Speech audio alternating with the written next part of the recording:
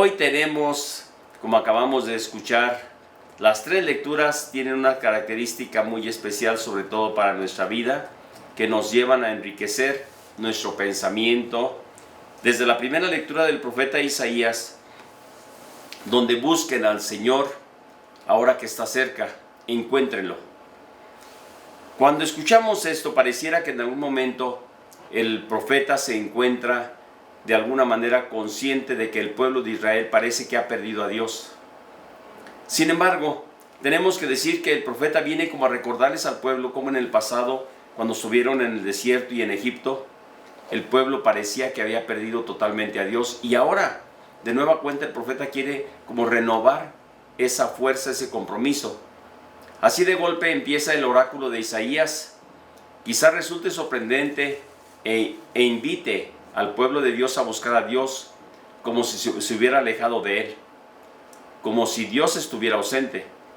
Pero es que en las duras circunstancias en que el profeta hace esta llamada, quiere hacerles ver que la imagen de Dios, los rasgos que le atribuyen, las expectativas que tienen de él,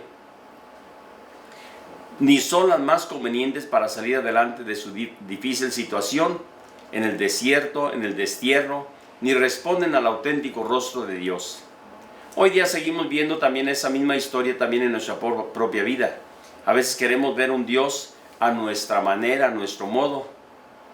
Sin embargo, tenemos que decir que a veces hablamos de Dios de formas que no son ni lo adecuado ni lo correcto. Decimos cosas que no son Dios. Se parece a, es semejante a Él, pero no podemos definir quién es Dios en su esencia, en su naturaleza. Lo único que nos dice San Juan es: Dios es amor. Ciertamente, este llamado de Isaías supone una conversión, un cambio de mentalidad, para abrirse a Dios, que le sigue acompañando en una renovadora experiencia. De nueva cuenta en la tierra, los caminos de Dios no son los caminos de su pueblo, porque parece que van por diferente camino. Me parece oportuno aquí lo que decía San Agustín: aquel a quien hay que encontrar está oculto, para que lo busquemos, y es inmenso, para que después de hallarlo, lo sigamos buscando. Vean cómo San Agustín hace un tipo juego de palabras que a veces parece maravilloso y extraño como él lo manifiesta. Muchas de las veces nos pone así un poquito como para decir: Señor, ¿quién eres tú? ¿Qué es lo que tú quieres de mí? Nunca podemos decir: ya hemos encontrado a Dios o ya le conocemos, porque si eso sucediera, ¿saben qué? Serías más que Dios, así de sencillo.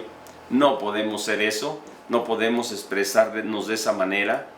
Ya sabemos ciertamente que podemos definirlo de alguna forma propositiva o pronegativa, porque se parece a, es semejante a, pero tampoco podemos decir que ya tenemos conseguido el amor por excelencia, menos si ese amor es el de Dios.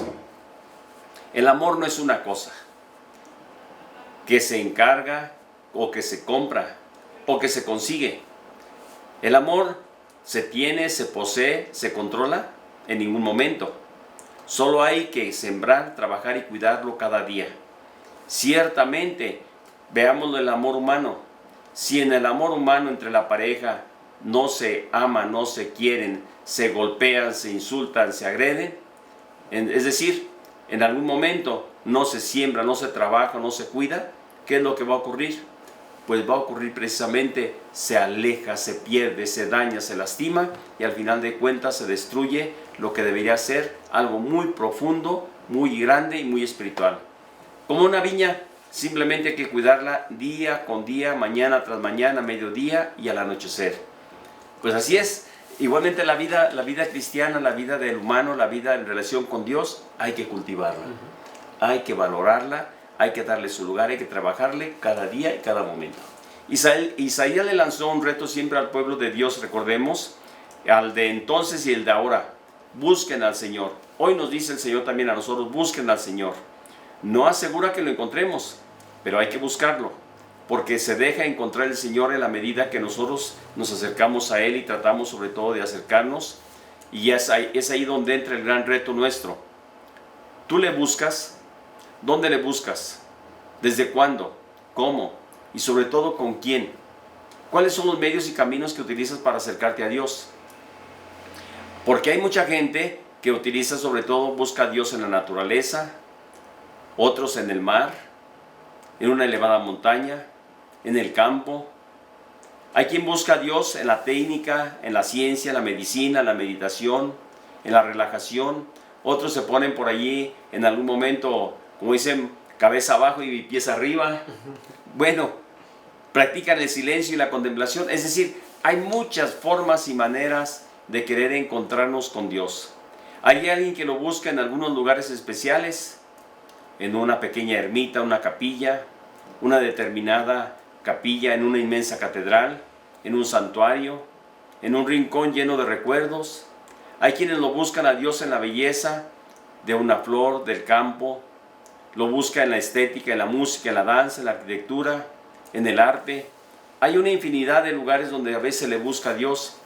Hay quien lo busca en los ritos y ceremonias, de alguna forma especialmente, sobre todo cuando dice, es que esto me llenó, esto me llena.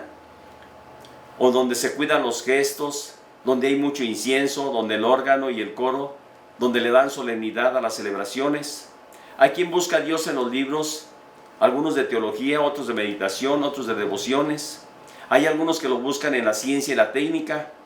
Hay caminos, pero también ha habido caminos que algunos lo han encontrado a través de eso. De la ciencia y la técnica han encontrado a Dios. Y uno de los que yo recuerdo y que tenía un pensamiento maravilloso, Einstein decía en algún momento, aunque decían que él no era cristiano católico, pero decía él, dice, Dios en la ciencia lo encontré. A Dios en la ciencia lo encontré.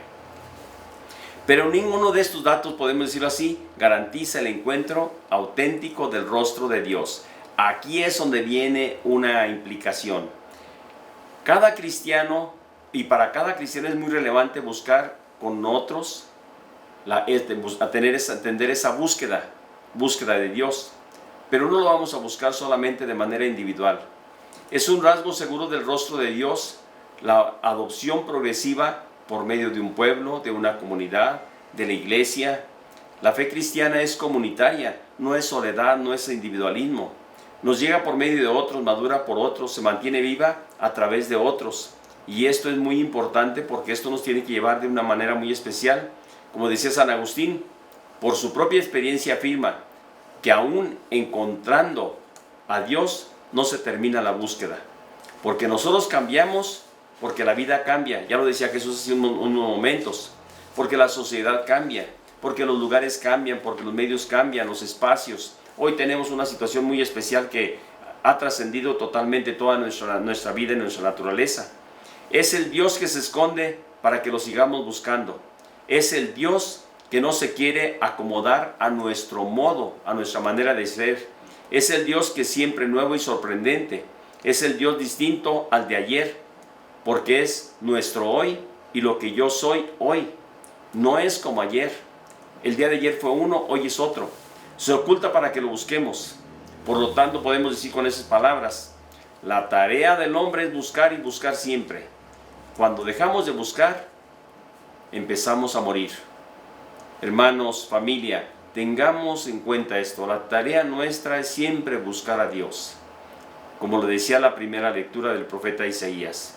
Y no dejemos nunca de buscar a Dios. Siempre tendremos que hacerlo. De lo contrario, cuando nos olvidemos de esa realidad, comenzaremos a morir. San Pablo fue alguien muy cercano después de toda la experiencia que él vivió. Por eso él mismo en algún momento siempre dijo, lo que yo recibí no lo recibí ni de Pedro, ni de Juan, ni de Santiago, lo recibí del mismo Señor que me llamó, aunque yo hubiera sido casi como un aborto, dice, me eligió y me llamó.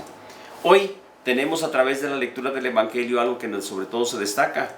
Aporta algunas luces importantes para conocer y experimentar lo que venimos buscando. Primero que nada, es más bien el propio Dios quien sale a buscarnos a nosotros. Quiere contar con nosotros. Me busca, nos busca. Es Él quien decide a qué hora me llama. Eso es lo primero que tenemos que entender. Él es el que sale a nuestro encuentro. Segundo, nos invita enseguida a trabajar en su viña. Esta viña tiene que ser importante para nosotros. En primer lugar, para que aquellos trabajadores de las primeras horas, la viña no importaba nada. Les importaba lo suyo, y se sentían con más derecho que los demás. Es lo que tenemos que darnos cuenta. Nos invita a trabajar en su viña. Aquí vamos enseguida a ver un elemento más que enseguida voy a tocar un poquito. Tercero, conviene ser conscientes de que quien nos llama nos procura sintonizar y vibrar con Él. Es decir, que hagamos lo que Él quiere. Entre otras cosas, su sorprendente rostro por su preocupación de que a nadie le falte lo necesario, aunque haya trabajado poco. Trabajar para quienes nos han invitado a su viña significa dejar transformarnos por Él, parecernos a Él, que siempre me ha estremecido esta oración de Claret. Hay algo en algún momento San Antonio María Claret que dice lo siguiente, parodiando ciertamente las palabras del apóstol Pablo: guárdame, no sea que anunciando a otros el evangelio quede yo excluido del reino. En otras de sus parábolas Jesús afirma que los trabajadores acabaron siendo expulsados de su viña. Esperemos que no pase lo mismo con nosotros. Aquí es donde viene algo muy concreto, muy breve, que yo quiero tocar. Cómo en algún momento, muchas de las veces, hay personas que comienzan una vida y desde muy pequeñitos comienzan a trabajar. Toda la vida es un sufrimiento, un dolor, y hasta muy tarde y una edad avanzada. Y sin embargo, el denario, el premio, el pago es el mismo que aquel que trabaja una sola hora. ¿Por qué? Porque la vida así es. Hay niños que mueren a las primeras horas y reciben el cielo. Hay hombres que duran 90, 100 años y reciben el cielo también por su trabajo. Y acá se quejaba más bien en ese sentido, como en algún momento las personas a veces nos quejamos de la vida y decimos no, por el contrario, la vida es un don, un regalo. Dale gracias a Dios que lo tienes y que tienes esa oportunidad. Las dificultades y los problemas son retos ante los cuales confía en Dios primero, date cuenta de que tienes que buscarlo. Tercero, acuérdate que ese don de encontrarte con Dios te tiene que llevar a la paz, te tiene que llevar al amor, te tiene que llevar a la serenidad, te tiene que llevar a amar al hermano. Si no amamos, estamos perdiendo el tiempo. Si no amamos, estamos destruyendo toda esa posibilidad de ser felices. Es que, hermanos, familia, yo quisiera que en algún momento esto pues nos quedara como un inicio de lo que es esta labor, este trabajo, que en algún momento es nuestra vida. Breve, larga, de pocos meses o de muchos años, que se convierta en una oportunidad de decirle a Dios: gracias porque tú eres bueno, gracias porque eres misericordioso, gracias porque eres bondadoso conmigo, a pesar de mis debilidades, a pesar de mis defectos, a pesar de todo lo que en algún momento pudiera hacer, pero también de todo lo que tú has sembrado en mí, de tu bondad, de tu misericordia, de tu gracia, y que me ha ayudado ¿para qué? Para que pueda servir. El Señor esté con ustedes. Y con su espíritu. Y que la bendición de Dios Todopoderoso, Padre, Hijo y Espíritu Santo, descienda sobre ustedes y les acompañe siempre. Amén. Si tú sientes que tu vida ya no tiene razón de ser, si te sientes cansado de vivir, cuando ya nada te interese, busca a Jesús, pues en Él encontrarás la respuesta a tu existir. Busca